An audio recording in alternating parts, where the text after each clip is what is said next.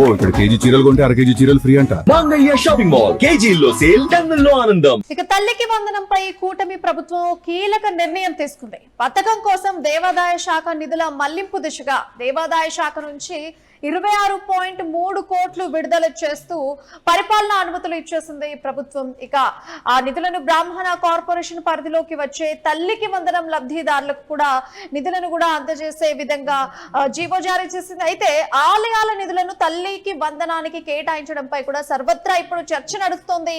ఆలయాల అభివృద్ధి కోసం కాకుండా ప్రభుత్వ పథకాలకు ఎలా వినియోగిస్తారంటూ చెప్తూ ఇప్పుడు కొన్ని ప్రశ్నలు కూడా వినిపిస్తున్నాయి. అయితే మనం నార్మల్ గా కనుక చూస్తే ఏదైతే దేవునికి సమర్పిస్తామో అది కేవలం దేవునికి మాత్రమే చెందాలి, దేవునికి సంబంధించినటువంటి కార్యాచరణలో మాత్రమే వాటిని వాడుకోవాలని చెప్పేసి ఎప్పటి నుంచో ఉంది. మనం కొన్నిట్లలో చూస్తే కూడా కొన్ని ఇన్సిడెంట్స్ కూడా చూస్తాం. ఎవరైనా ఫోన్ కనీసం అనుకోకుండా కుండీలో పడిపోయినా కూడా అది దేవునికి సంబంధించిందే, కావాలంటే సిమ్ ఇస్తాము తప్పిస్తే ఫోన్ మాత్రం ఇవ్వవు. ఎందుకంటే ఒక్కసారి కుండీలో పడ్డాయంటే దేవుడికి సంబంధించినటువంటి ఆ కేటగిరీలో అందరూ కూడా చూస్తూ ఉంటారు. సో మరి ఇట్లాంటి సమయంలో మరి భక్తులు దీన్ని ఎలా తీసుకుంటున్నారు? ఒక పథకానికి వాళ్ళు దేవునికి సమర్పించినటువంటి కానుకల్ని, నగదును కూడా ఇలా ఇంకొక పథకానికి తరలించడం వల్ల, మళ్లింపులు చేయడం వల్ల మరి భక్తులు ఎలా చూస్తున్నారు ఈ విషయాన్ని అనే విషయాల గురించి మరిన్ని డీటెయిల్స్ మా ప్రతినిధి అర్జున్ ఫోన్ ద్వారా తెలియజేస్తారు. అయితే అర్జున్, ప్రస్తుతానికి గ్రౌండ్ లెవెల్లో ఇప్పుడు భక్తులు ఎట్లా చూస్తున్నారు? దేవాదాయ శాఖ వాళ్ళు దీనికి ఏం సమాధానం ఇస్తున్నారు? ఏమైనా ఎలాంటి వ్యతిరేకత ఇప్పుడు వస్తుంది దేవాదాయ శాఖకి సంబంధించి పూర్తి డీటెయిల్స్ అందించండి అర్జున్.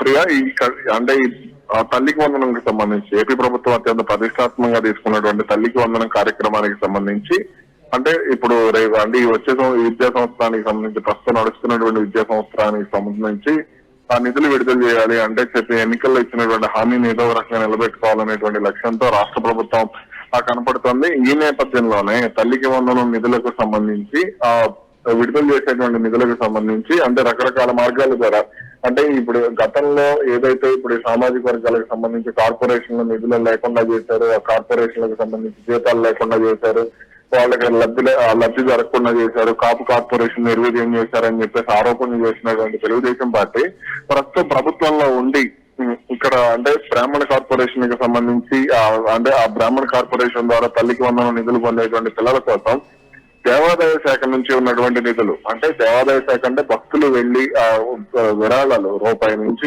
ఎవరి స్తోమతకు తగ్గట్టుగా వాళ్ళు అక్కడ దేవుడి మీద భక్తితో ఇస్తూ ఉంటారు. అదే విధంగా అప్పుడు కానుకల రూపంలో గాని, విరాళాల రూపంలో గాని, అది దేవాలయాల అభివృద్ధికి సంబంధించి తమ వంతుగా కానుకలను జమ చేస్తూ ఉంటారు. అది తిరుపతి అయినా, ఏ శ్రీశైలం అయినా, ఏ దేవాలయం అయినా సరే వాటికి నిధులను జమ చేస్తూ ఉంటారు. అటువంటి నిధులను తల్లికి వందనం అంటే ఎన్నికల్లో ఇచ్చినటువంటి హామీని నిలబెట్టుకోవడానికి ఇప్పుడు ఉపయోగించడం అనేది విమర్శలకు దారితీస్తున్నట్టుగానే మనం చూడొచ్చు. అయితే దీనికి సంబంధించి రాష్ట్ర ప్రభుత్వం ఇంకా స్పందించలేదు. ఇక పరిపాలనా ఉత్తర్వులు కూడా దీనికి సంబంధించి జారీ చేయడంపై తీవ్ర స్థాయిలో విమర్శలు అయితే వస్తున్నటువంటి పరిస్థితి ఉంది. అంటే ఒకప్పుడు మనం చేసినటువంటి విమర్శలు ఇప్పుడు గుర్తులేవా అనేటువంటి విధంగా ఇప్పుడు సామాజిక మాధ్యమాల్లో ప్రశ్నలు అయితే వినపడుతున్నటువంటి పరిస్థితి. అయితే గతంలో ఎప్పుడైనా ఇలాంటి పథకాల కోసం దేవాదాయ శాఖ నిధులకి సంబంధించి ఇలా మళ్లింపులు ఎప్పుడైనా జరిగి ఉన్నాయా ఇది వరకు? గతంలో అంటే సాధారణంగా అభివృద్ధి కార్యక్రమాలకు సంబంధించి ఇట్లా వాడుతూ ఉంటారు. కానీ ఇలా అంటే ఎన్నికల్లో ఇచ్చినటువంటి హామీ కోసం ఇట్లా దేవాదాయ శాఖ భక్తులు ఇచ్చినటువంటి విరాళాలకు సంబంధించినటువంటి నిధులను విడుదల చేయడం మాత్రం బహుశా గతంలో జరగలేదనేది వినపడుతున్నటువంటి మాట. ఇప్పుడు దీనికి సంబంధించి రాష్ట్ర ప్రభుత్వం ఒక ప్రణాళిక లేకుండా ఇప్పుడు ఆర్థిక కష్టాలు ఉన్నప్పుడు దానికి సంబంధించి అంటే లేదంటే ఇతర శాఖల్లో ఉన్నటువంటి నిధులను కానీ ఇప్పుడు చాలా శాఖలకు సంబంధించి ఇప్పుడు పంచాయతీరాజ్లో కానీ లేదంటే ఇతర శాఖలకు సంబంధించి నిధులు ఏదో ఒక రూపంలో ఉంటాయి, మున్సిపల్ శాఖ వీటిల్లో. కానీ వాటిని మళ్లించకుండా కేవలం ఈ దేవాదాయ శాఖ నిధులను మళ్లించి అంటే విమర్శలు రాకుండా మళ్ళీ ఇతర సామాజిక వర్గాలంటే విమర్శలు వస్తాయనే కోణంలో ఆలోచించి ఏకంగా బ్రాహ్మణ సామాజిక వర్గానికి మాత్రమే వాటిని చెల్లించే విధంగా చూసుకుంటే సాధారణంగా ఈ ఆలయాల యొక్క నిధులు కావచ్చు, విరాళాలు కావచ్చు, కానుకలు కావచ్చు కేవలం ఒక ధర్మ ప్రచారానికో లేదంటే ఆలయ అభివృద్ధికో ఇలా ఎక్కువగా యూజ్ చేయాలని చెప్పేసి ఒక నిబంధన ఉంది. మరి ఇప్పుడు ఈ నిబంధనని మరి పక్కకు పెట్టేసి ప్రభుత్వ సంక్షేమ పథకాల కోసం ఈ డబ్బుల్ని మళ్లించడం ఈ విధంగా చూసుకుంటే చట్టపరంగా ఎలాంటి చిక్కులుండేటువంటి అవకాశం ఉందంటారా? ఇప్పుడు అంటే చట్టపరంగా అంటే ప్రభుత్వం తీసుకున్నటువంటి నిర్ణయం కాబట్టి దీనికి సంబంధించి వాళ్ళు ఏదో ఒక రకంగా సమర్థించుకోవచ్చు, వాళ్ళు ఏదో ఒక రకంగా దీనికి సంబంధించి ముందుకు వెళ్ళేటువంటి అవకాశం ఉంది. కానీ ఇటువంటివి మాత్రం అంటే చేయడం ద్వారా తప్పుడు సంకేతాలు వెళ్ళేటువంటి అవకాశం ఉంటుంది. అలాగే ఇప్పుడు ఉన్నటువంటి ప్రభుత్వం కూడా అంటే బీజేపీతో కలిసి ఉన్నారు వీళ్ళు. అంటే హిందూ మతానికి సంబంధించి రక్షకులుగా చెప్తూ ఉంటారు కదా. బీజేపీతో కలిసి ఉన్నప్పుడు ఇటువంటి నిర్ణయాలు అనేది కరెక్ట్ కాదు అనేటువంటి విమర్శ అయితే వస్తుంది.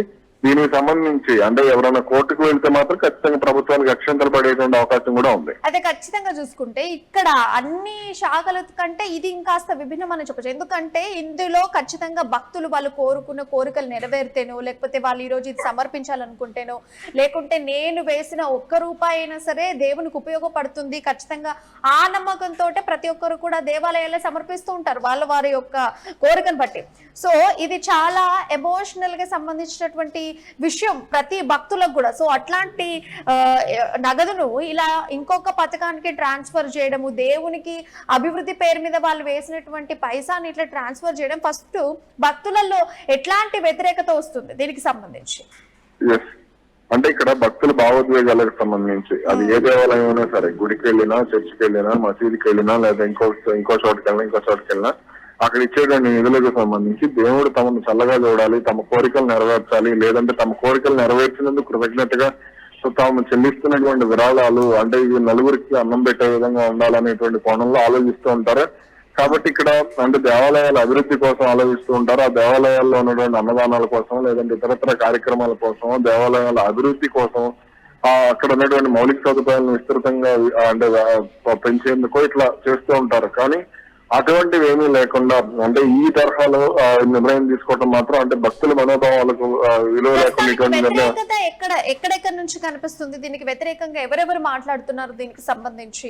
ఇలా నిధుల అయితే దీనికి సంబంధించి ఇంకెవరి నుంచి రియాక్షన్ అయితే రాలేదు. దీనికి సంబంధించి మన 2-3 రోజుల్లో అయితే రియాక్షన్ చూసేటువంటి అవకాశం అయితే. అంటే పథకం కోసం దేవాదాయ శాఖ నిధులను మళ్లింపుల దిశగా దేవాదాయ శాఖ నుంచి దాదాపుగా 26.3 కోట్ల విడుదల చేస్తూ పరిపాలన అనుమతులు ఇచ్చేసింది ప్రభుత్వం. ఇక జీవో కూడా జారీ చేసేసింది.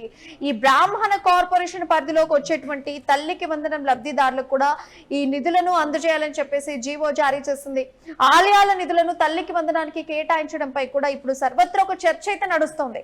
ఓన్లీ ఆలయాల అభివృద్ధి కోసం కాకుండా ప్రభుత్వ పథకాలకు ఎలా వినియోగిస్తారని చెప్పేసి కొన్ని ప్రశ్నలు కూడా ఎక్కువగా వస్తున్నాయి. అంటే ఇప్పుడు దేవాదాయ శాఖ అంటే ఇప్పుడు ఎవరైనా దేవుని గుళ్ళో వేసేటువంటి కానుకలు, విరాళాలు అవి కేవలం దేవునికే అంకితం అవ్వాలి అని చెప్పేసి వాళ్ళు ఎంతో భక్తితోటి వాళ్ళు వేస్తూ ఉంటారు. సో ఇట్లాంటి తరుణంలో భక్తులు వేసినటువంటి కానుకల్ని ఇంకొక సంక్షేమ పథకాల కోసం వాడడం ఎంతవరకు కరెక్ట్ అని చెప్పేసి ఇటు భక్తుల నుంచి కూడా ఒక రకంగా తీవ్ర వ్యతిరేకత వస్తుంది. సో మరి దీనికి ఎలాంటి ఆన్సర్ ఇస్తుంది? మరి ఒకవేళ జూలై ఇప్పుడు రేపు వచ్చే 22 తారీఖున ఎవరి వాళ్ళకు పడిపోతాయా? ఎవరైనా వ్యతిరేకిస్తారా?